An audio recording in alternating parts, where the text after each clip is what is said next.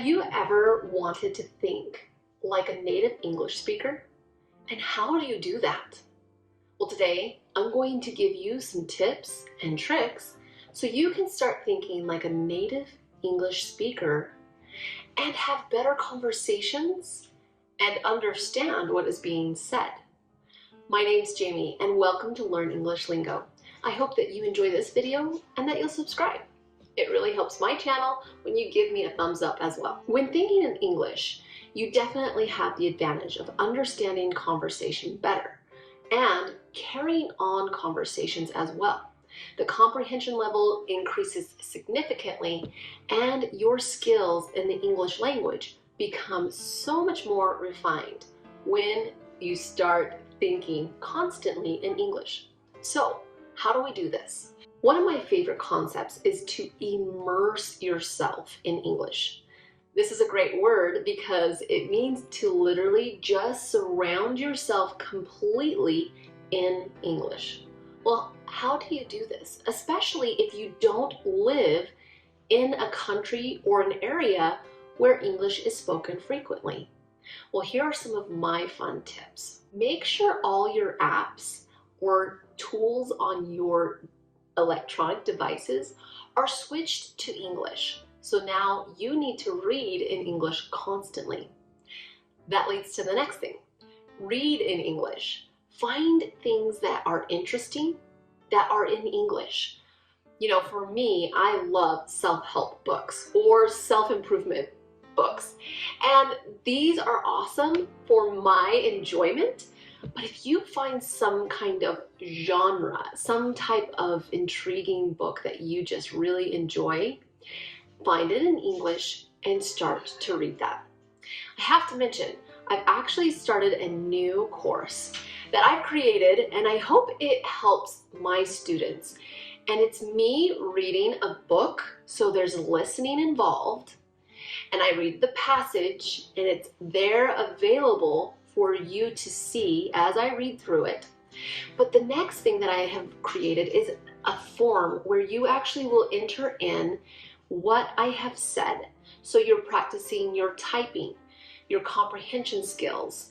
And don't worry, it's not too difficult. If you need to go back and read it again or listen to it again, you always have that option. The next thing that I also include is something that you can actually record you reading it and uploading that. And if you want feedback, I can give that to you as well.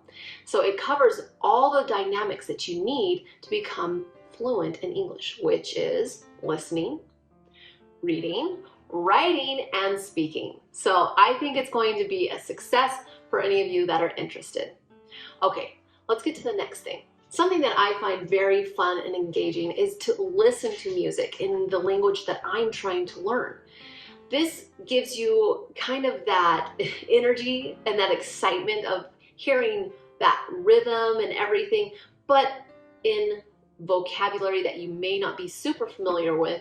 So learning some songs in English is a fun way to practice and to immerse yourself in the English language. So change your radio station or make sure Alexa is playing English songs. Now, I would really recommend that you expand your vocabulary. This can be done through flashcards, apps, even having conversation with a native speaker or maybe another student that is also learning with you. This is a really great way to enhance your confidence and to start speaking, but primarily thinking in English. You know, you might look at a cup and you're like, oh, I know this in English. It's really fun to start identifying those vocabulary words in your daily life. So if you wanted to start in a section of your home, maybe it's the kitchen, and you learn the vocabulary words for the tools or the things that you use in your kitchen, then start identifying those things in English. No longer do you call it by the name of your native language, but it is something that you say in English. This is a great practice. Just find one area of your home, or maybe it's at work or school, and start just trying to use English vocabulary. Even if it's you by yourself, it's a great way to start building that confidence. Now, I can't emphasize this enough. It needs to be a daily use. Whenever you are practicing or wanting to get better at thinking in English, it needs to be every single day. I'm learning Spanish. I have made it a high priority that it's one of the first things that I do. It's part of my morning routine.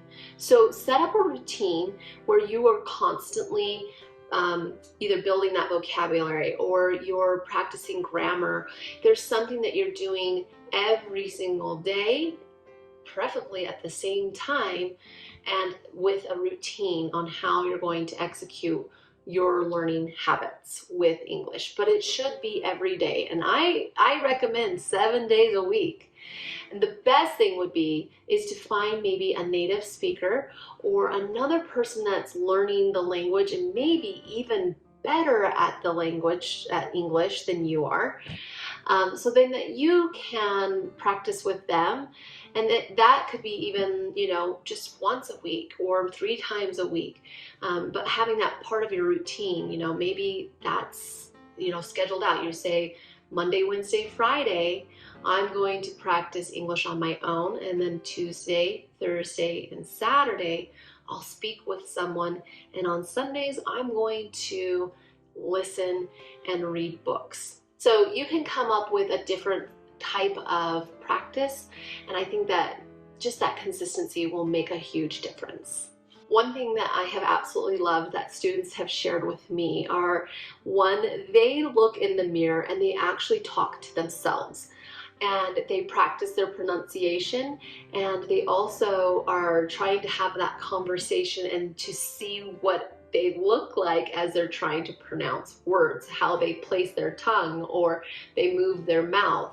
And this is such a good practice that I now have recommended to newer students. Also, when you are watching movies or listening to music, it can be helpful to have subtitles.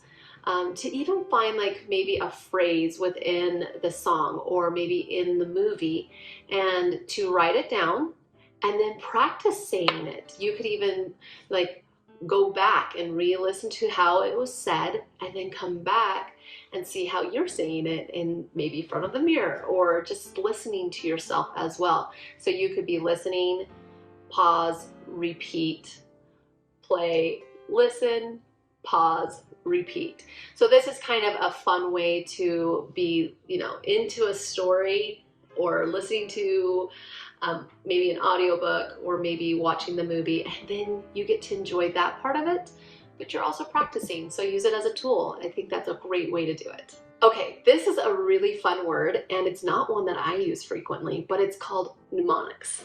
Now, this is a really cool word because what you're doing is you're associating something to then trigger what you're trying to learn. For example, sometimes we teach children to put their hands like this, and we are wanting them to learn the months of the year and how many days are in the months. So I might tell my children, okay, where my knuckle is, the peak here, this is a month that has 31 days. Those in between where it's kind of dipped down between my knuckle, this is a month that has less than 31 days. So for example, this is January, 31 days, February, 28 days, March, 31 days, April, 30 days, May, 31 days, June, 30, July, 31.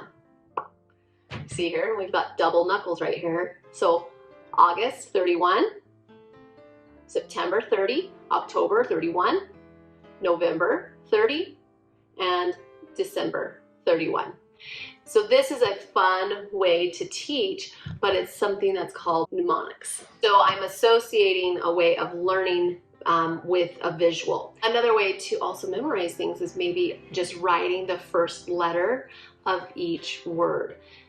So if you're wanting to learn the days of the week, so Monday you'd write M, Tuesday a T, Wednesday a W, Thursday TH, Friday an F, and then now you can look at those and that triggers like, oh, that's Monday. Tuesday, Wednesday, Thursday, Friday. That's a very simple example. So if you are learning like the vocabulary word enormous, you might actually associate the word enormous with an elephant. Both words start with the word E, and an elephant is huge. It's big and it's enormous. So this is a very fun way to make associations with different things, whether it's props, pictures, or maybe again, maybe it's even hands or things that trigger your mind. Might be like letters to certain words. So using mnemonics is really a great way to build your vocabulary and to also help trigger your thoughts. So if you're like, oh my goodness, I have a big school. Instead of using the word big, you might say, I have an enormous school. Now somebody knows that you have a really, really big school, and the thing that you used to trigger that thought was that there was an elephant maybe in your school. I think probably the hardest one is for you to actually stop translating in your head. So instead of using vocabulary that you're like, okay, I know in Spanish this is roja or rojo, and in English this is red.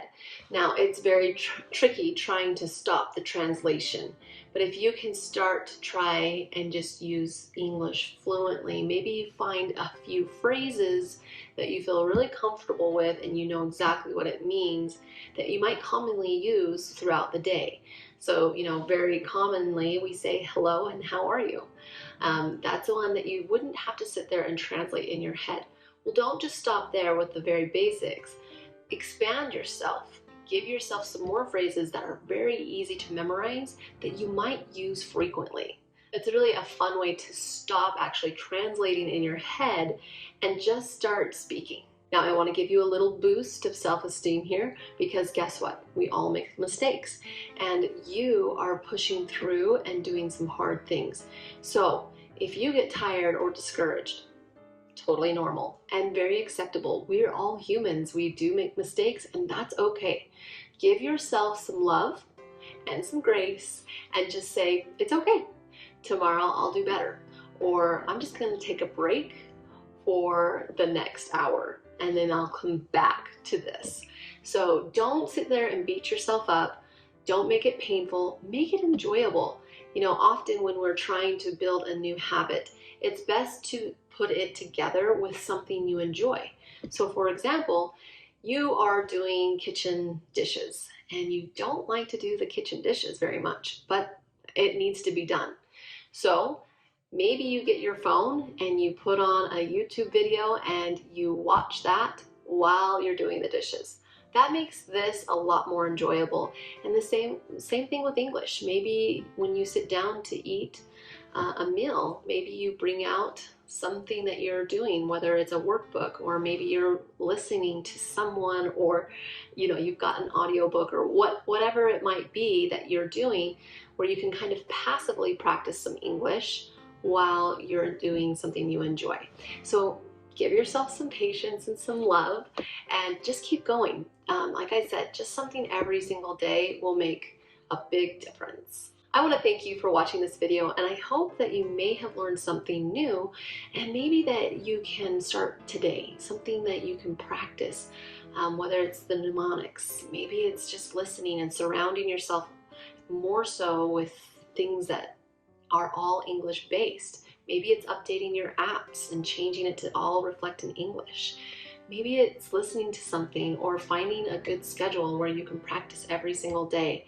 I know through all these practices, you're going to become a much better English speaker, but the best part is you'll start thinking in English a lot more. And the best part is, you know, you've reached the climax when you start dreaming in English. Hey, another fun idea. Maybe you could get a meditation app where the person speaking is in English and you fall asleep to listening to someone speaking in English with meditation. That's just one fun way, and maybe you'll start dreaming in English sooner. I don't know. Give it a try. I really do appreciate your time, and I hope that you learned something. And if you have any questions, just make a comment in the description below and I'd be happy to respond back to you. All right, bye for now.